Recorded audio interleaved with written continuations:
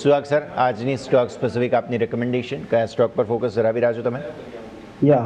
હું એક કલ્યાણ જ્વેલર્સની અંદર કરીશ ફ્યુચર્સમાં SL 470 રાખવાનો, ટાર્ગેટ 399 396 એ છે, અને એના પછી જો 396 તૂટશે તો 384 સુધી જઈ શકે છે કલ્યાણ જ્વેલર્સ.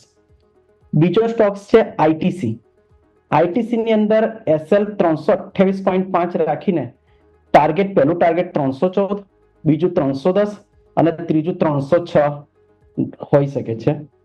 અને ત્રીજો સ્ટોક છે જીઓ ફિનાન્સમાં SL 266 રાખીને ટાર્ગેટ 251 અને 247.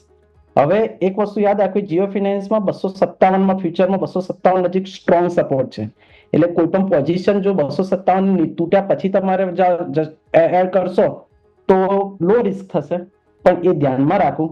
અને જે પણ મને ફોલો કરતા હોય ને એમને એક વસ્તુ યાદ રાખવી કે જ્યારે પહેલું ટાર્ગેટ અચીવ થાય ત્યારે 70% પોઝિશન સ્ક્વેર અપ કરવી અને SL ને રિવાઇઝ કરી દેવું જે ઇનિશિયલ ઇન્વેસ્ટમેન્ટ પ્રાઇસ હોય. એટલે બીજું ને ત્રીજા ટાર્ગેટ માટે SL રિવાઇઝ કરીને જે આપણી સ્ટોકમાં એન્ટ્રી પ્રાઇસ હોય એ રાખી લેવી.